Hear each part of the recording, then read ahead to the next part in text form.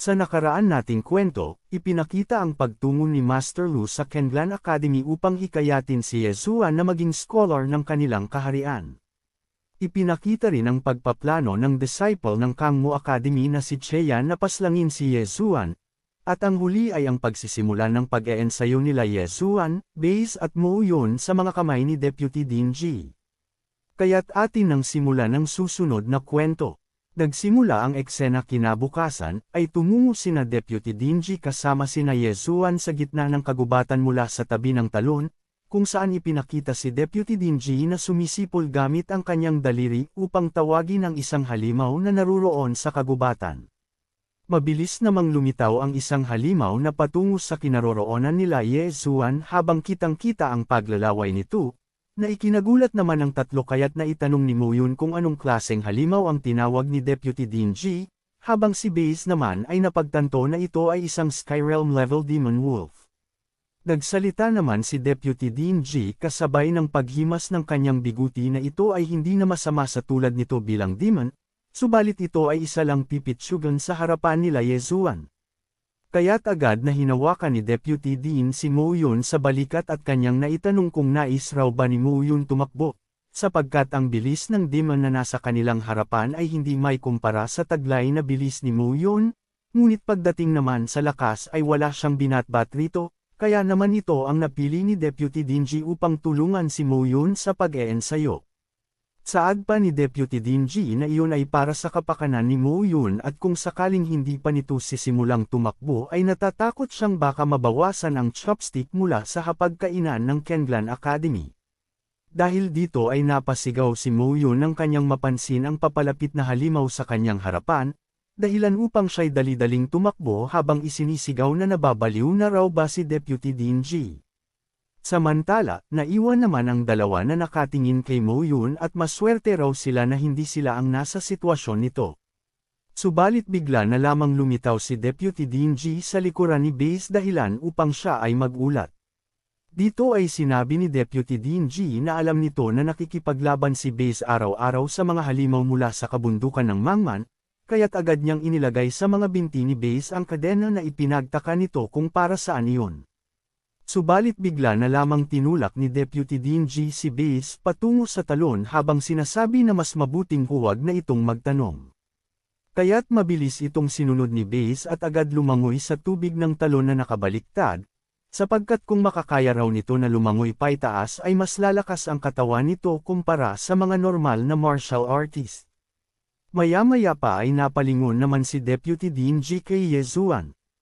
Aniya na ang buong capital city ay nakabase sa foundation, maliban na lang kay Anlan Shu na isang Anguoshi at hindi nalalayo ang lakas ni Yezuan rito, na pinasalamatan naman ng ating bida sa papuri ni Deputy Dean G, ngunit kanyang sinabi na siya ay isang normal lamang habang hinaharang nito ang kanyang mga kamay at nanginginig ang buong nitong katawan.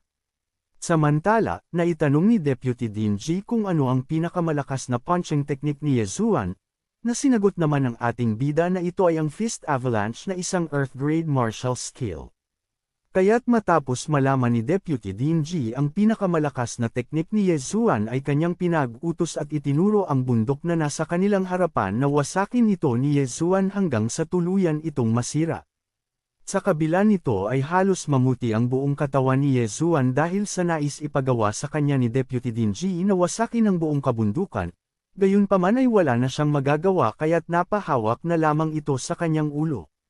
Makalipas naman ang 3 araw ay pinakita na patuloy ang ating bida sa pagsuntok ng malaking bundok at kitang-kita ang paunti-unting pagkakaroon ng mga bitek sa palibot nito.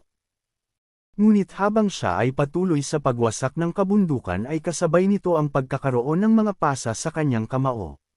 Maya-maya pa ay napaupo si Yezuan dahil sa pagkapagod dulot ng tindi ng kanyang pag-eensayo, habang sinabi niya sa kanyang isipan na 3 araw na ang lumipas subalit ni isang pagkasira ng parte ng kabundukan ay hindi pa niya nagagawa, kaya't paano raw kaya pumasok sa isipan ni Deputy Dean G ang ganoong pamamaraan gamit lamang ang secondary technique na wasakin ng isang kabundukan. Saad pa ni Yezuan na maski raw ang isang katawan na naabot na ang antas ng Golden Body Realm ay nakakaramdam pa rin ng sakit kaya't kanyang ipinagtataka kung gumagana ba talaga ang Golden Body na tinataglay niya sa kanyang katawan. Sa oras ding iyon sa pag-iisip ni Yesuan ay napagpasyahan na tanungin ang kanyang master tungkol rito, kaya't hindi na ito nagsayang pa ng oras at agad na tumungo sa Boundless Tower mula sa kanyang Sea of Consciousness. Subalit sa pagpasok ni Yesuan ay hindi niya nadatnan ang kanyang master dahilan upang siya ay magtaka at may tanong kung naruroon ba ito sapagkat may nais siyang itanong rito. Ngunit makalipas ang ilang sandali ay hindi nagpakita ang kanyang master kaya naman muli siyang nagtaka kung saan ito tumungo. Sa kabila nito sa hindi inaasahan ay may mabigat na enerhiya ang yumanig sa buong Boundless Tower at nagparamdam kay Yesuan dahilan upang siya ay mabigla at may tanong kung ang master niya ba ang may kagagawan nito. Subalit nagpatuloy ang pagpaparamdam ng malakas na enerhiya kay Yesuan at dahil dito ay napasabi siya na huwag magbiro ang kanyang master sapagkat hindi na ito nakakatuwa. Samantala habang patuloy ang pagpaparamdam ng mabigat na enerhiya ay napalingon si Yesuan mula sa itaas, kung saan lumitaw ang isang malaking space gate na maaaring kumukonekta sa second level ng Boundless Tower, kaya't napagpasyahan ni Yesuan na tingnan ang nasa loob nito at agad na tumalon patungo rito. Sa pagpasok ni Yesuan sa ikalawang palapag ng Boundless Tower ay nagulantang ito nang bumungad sa kanya ang isang malaking kulungan na kung saan ay may isang malaking kulay pulang mata ang nakasilip sa malaking awang nito na pinagmamasdan ang ating bida. Dahil sa mga nakita ni Yesuan ay nakaramdam ito ng pangamba nang maalala niya ang mga sinabi ng kanyang master na ang nasa ikalawang palapag ay isang masamang nilalang, at kung sakaling makalabas man ito ay hindi nito alam kung makakaya ni Yesuan na ito ay labanan. Subalit sa kanyang pag-iisip may isang bagay ang lumilipad sa ere patungo kay Yesuan, na agad namang sinalo ng ating bida upang tingnan ang nilalaman nito. At sa kanyang pag-uusi sa rito ay isang imahe ng mukha na umiiyak ang kanyang nakita dahilan upang magulat si Yesuan at may tanong sa isang nilalang na naruroon kung nais ba nito na pakawalan siya ng ating bida. Tumugon naman ang nilalang na iyon at muling nagpadala ng isang bagay na muli namang sinalo ni Yesuan, subalit sa pagkakataong iyon ay isang imahe na nakangiti na ang ipinadala nito. At dahil dito ay napagtanto ni Yesuan na nais ng nilalang na pakawalan siya nito at sa tingin niya na isa itong malaking demon beast na hindi niya pa makakayang harapin sa kasalukuyan niyang lakas. Hindi rin nagtagal ay kinausap ni Yesuan ang naturang nilalang na hindi niya pa ito maaaring pakawalan dahil sa maaari siyang mapahamak oras na pakawalan niya ito, at bukod pa roon ay hindi niya alam kung anong klase itong nilalang. Ngunit wag raw itong mag-alala dahil sa oras na siya ay lumakas na at makakaya niya na itong harapin ay palalayain niya ito. Subalit hindi pa man natatapos si Yesuan sa pagsasalita ay bigla na lamang siyang inatake ng naturang nilalang dahilan upang siya ay tumalsik sa lakas ng atake at magising mula sa kanyang Sea of Consciousness. At dahil sa mga nangyayari ay sa isip-isip ni Yesuan na ganoon raw ba ang paraan upang makalabas mula sa ikalawang palapag ng Boundless Tower. Ngunit kahit na ganoon ay ang pagpapalabas sa kanya mula sa Boundless Tower ay isang magandang desisyon. Mabilis naman na tumayo si Yesuan mula sa pagkakaupo at nagdesisyon na ipaalam ang lahat ng nangyari kay Deputy Dingy at simulang hanapin ang mga nawawalang daw principal. Samantala habang tumatayo si Yesuan ay dumating sina Chen Yan kasama ang kanyang mga kapwa at disciple mula sa kanyang likuran at naitanong kung si Yesuan ba ang nasa kanilang harapan. Dahil dito ay napabuntong hininga naman ang ating bida dahil sa hinayaan ni Deputy Dingy na makapasok ang mga ito sa kanilang Kenlan Academy. Gayunpaman sa pagtayo ni Yesuan ay hinarap niya ang mga ito upang tanungin kung nais ba nito ng isang labanan. Ngumiti naman si Chen Yan nang makaharap nito si Yesuan at mabilis na hinugot ang kanyang espada kasunod ng paghahamon kay Yesuan ng labanan sa pagitan nilang dalawa.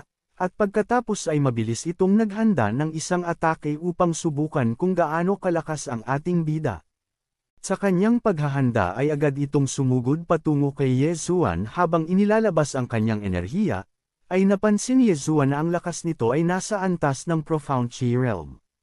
Subalit hindi naman natinag si Yesuan at agad ring naghanda ng isang atake mula sa kanyang kamao at dito ay inipon niya ang lahat ng enerhiya para sabayan ang paparating na atake. Sa pagtama ng kanilang mga atake ay nagkaroon ng malakas na pagsabog na yumanig sa buong paligid at nagresulta ng pagkalat ng kanilang mga enerhiya sa tindi ng labanan. Ngunit sa lakas ng ginawang atake ni Yezuan ay napaatras si Chen Yan at hindi ito makapaniwala na gamit lamang ang kamao ay nagawa siyang mapatalsik ni Yezuan. Sa kabilang banda naman ay ikinatuwa ng ating bida ang pagtaas ng kanyang physical na lakas dahil sa kanyang pag-eensayo na ipinag-utos ni Deputy Dinji sapagkat tila naging mas malakas ang kanyang kamao. Subalit mabilis na kumikilos si Chen Yan at tumungo sa likuran ni Yezuan na hindi naman nito napansin. Agad naman na napaluhod si Yezuan matapos matamaan ng ginawang atake ni Chen Yan, at habang ito ay nasa kanyang likuran ay sinabi ni Yezuan na wala itong mga kahihiyan. At dahil sa pagkakaluhod ni Yezuan ay minaliit pa ito ng isang kasamahan ni Chen Yan na ang kompetisyon raw ay laging nakatuon sa resulta at hindi sa proseso. Samantala, narinig naman ni Yezuan ang mga sinabi ng kasamahan na disciple ni Chen Yan, kaya't nagsalita ito kung ganoon raw ba talaga ang ibig sabihin noon, kasabay nito ang muling paglalabas ni Yezuan ng malakas na aura sa buo niyang katawan at paunti-unting pag-absorb ng espada na nakatusok sa kanyang likuran.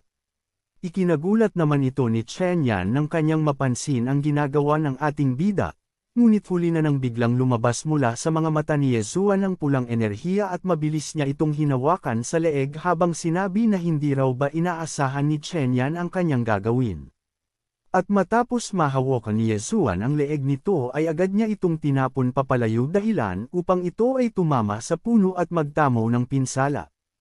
Sa pagbangga ni Chen Yan sa puno ay agad na naitanong ng kasamahan nito kung ayos lang ba ito. Subalit ang nasa kanyang isipan ay kanyang espada na hindi niya nakuha mula sa katawan ni Yezuan. At dahil dito ay winika ng isa nitong kasamahang disciple na hindi mamamatay si Yezuan kahit na itusok pa ang Starlight Sword sa katawan nito, sa halip ay inaabsorb pa nito ang kapangyarihan ng espada. Kaya't ipinagtaka ni Chen Yan habang tumatayo sa pagkakabagsak na kung ang katawan ni Yezuan ay isang innate sword body. Habang sa kabilang banda naman ay ginamit ni Yezuan ang Starlight Sword na itinusok sa kanya ni Chen Yan at muling naghanda ng atake upang tuluyang paslangin ang disciple na mula sa Kangmo Academy, at marahang inilagay ang enerhiya sa espada kasabay ng pagwasiwas niya nito na lumikha ng malakas na impact sa buong paligid. Matapos makapaghanda si Yezuan ay agad itong sumugod patungo kina Chen Yan at sa mga sandaling iyon ay sinabi ni Yezuan na ang Lao Tzu ay hindi lang isang innate sword body kundi isa ring sword arts.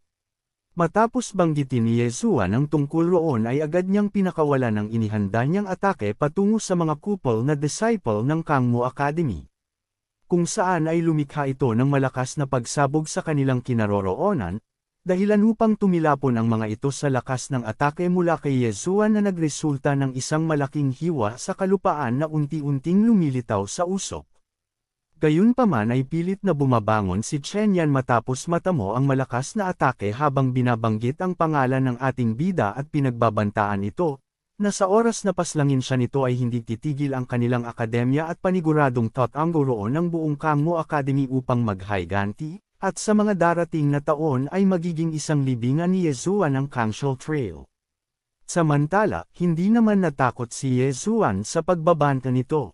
Sa halip ay naitanong niya pa kung totoo ba ang pinagsasabi nito, kasabay ng muli niyang paghahanda ng isang atake gamit ang Starlight Sword, at agad na gumawa ng posisyon si Yezuan upang asintahin ang katawan ni Chen Yan at humingi ng tawad dahil ang mga pagbabanta nito sa kanya ay hindi na nito masisilayan pa. Dahil dito ay halos manginig si Chen Yan at pagpawisan dahil sa nalalapit niyang kamatayan. Subalit sa pagpapakawala ni Yezuan ng kanyang atake ay biglang sumulpot si Deputy Dinji sa kanyang harapan upang pigilan ang pagpaslang nito sa mga kupol na disciple ng Kangmo Academy. Kaya't naitanong ng ating bida kung bakit siya nito pinigilan, na sinagot naman ni Deputy Dinji na upang pigilan si Yezuan sa pagpaslang rito dahil hindi nito kailangang madaliin ang mga bagay-bagay. Maya-maya pa ay nilingon ni Deputy Dinji si Chen Yan at pinag-utos na umalis na ito't bumalik na sa kanilang Kangmo Academy at sabihin sa kanilang headmaster na kung nais nitong makipaglaban sa kanila ay wag itong gumawa ng maduming pamamaraan, dahil kung hindi ay wag siyang sisihin ito sa pagiging marahas. Mabilis naman nagsitakbuhan ang mga kupol na disciple ng Kangmo Academy dahil sa pananakot ni Deputy Dinji, Habang sa kabilang banda naman ay ikinabahala ni Yesuan na kung hahayaan nila itong makatakas ay baka bumalik ito at gumawa ng kaguluhan. Ngunit natawa naman si Deputy Dean G dahil sa tingin raw ba ni Yesuan na karapat-dapat ang mga ito na makaharap ng ating bida sapagkat sa kanilang Kenlan Academy ay si Yesuan ang tigre at higit pa roon ay kinakailangan nilang mag-ipon ng lakas kaya't hindi na ito pa dapat kalabanan ni Yesuan. Gayunpaman ay nagalit si Yesuan dahil sa mga darating na panahon ay sisiguraduhin niyang dudurugin nito ang kanilang Kangshal Trail. Sa paglipas ng oras ay napag-usapan nila Deputy Dean G at ni Yesuan habang naglalakad ang tungkol sa pag-alis ng ating bida. Upang tumungo sa Liangji Mountain, ngunit naitanong naman ni Yesuan kung nag-aalala ba si Deputy Dean G na baka pigilan siya ng mga disciple ng Kangmu Academy, na sinagot naman nito na wala nang dapat pa na ito ay ipangamba at umalis na lang. Maya-maya lang ay sumapit na ang gabi at mula sa tarangkahan ng Kenlan Academy ay nagtipon ang lahat upang magpaalam sa pag-alis ni Yesuan. Dito ay pinakita na umiiyak ang kapatid nito dahil sa pag-alis ni Yesuan, ngunit sinabi ng ating bida na huwag na itong mag-alala pa dahil sa panahong iyon ay pupunta siya sa Liangji Shan upang makahanap ng gamot sa sakit na dinaramdam ng kanyang kapatid. Kaya't pinayuhan ito ni Yesuan na mag-ingat at alagaan ang kanyang sarili. Sumingit naman si Jianzi upang pakalmean sa pag-iyak ang kapatid ni Yesuan na kung mas lalo itong iiyak ay hindi ito magiging maganda sa kanyang itsura, na sinagot naman ng kapatid ni Yesuan na magiging masunurin siya sa mga ito at aantayin na lamang ang pagbabalik ng kanyang kapatid. Samantala, napatingin naman si Yesuan kay Deputy Dean G upang siguraduhin na ligtas ba talaga ang kanyang kapatid sa Kenlan Academy, na sinagot naman ito na kung sino man ang nais na galawin ng kanyang kapatid ay dadaan muna sa kanyang mga kamay. Maging sina Baze at Mo Yon ay ganoon rin ang mga sinabi, na mamamatay muna sila bago nito mahawakan ang kapatid ni Yesuan. Mula roon ay agad na nagpasalamat si Yesuan at lumisan mula sa Kenlan Academy habang si Mo Yon naman ay aantayin ang muling pagbabalik ni Yesuan upang sila ay magharap sa isang labanan. Ngunit sinabi naman ng kapatid ni Yesuan na hindi ito mananalo sa ating bida. Lumipat naman ang eksena sa isang barkong panghimpapawid na naglalakbay patungo sa Liangji Shan sakay-sakay ang maraming mamamayan kabilang si Yesuan. Mula sa loob ay naroon ang ating bida na pinagmamasdan ang mga ibon na lumilipad kasabay ng kanilang paglalakbay. Subalit sa pagiging abala niya sa pagmamasid rito ay nagsalita si Mo Siking mula sa kanyang likuran kasama ang isang individual at saad nito na mukhang minamalas raw siya sa araw na iyon dahil nakatagpo siya ng isang nilalang na masakit sa mata.